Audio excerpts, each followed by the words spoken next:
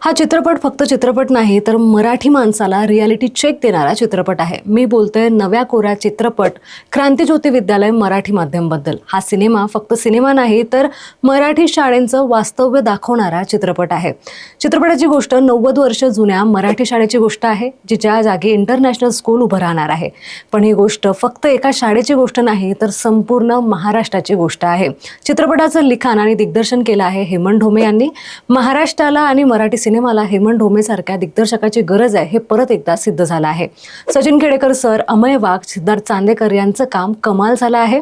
त्याचबरोबर मोस्टली सेन म्हणजेच प्राजक्ता कोळीचा हा पहिला चित्रपट आहे, तिने देखील चित्रपटात कमाल काम केलं आहे।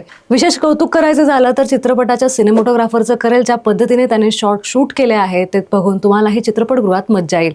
एकूणच काय तर हेमंत ढोमेच्या कथेसाठी, दिग्दर्शनासाठी, अमय वाघच्या अभिनयासाठी आणि तुमच्या आमच्या मराठी भाषेसाठी हा चित्रपट थिएटरमध्ये जाऊन नक्की बघा।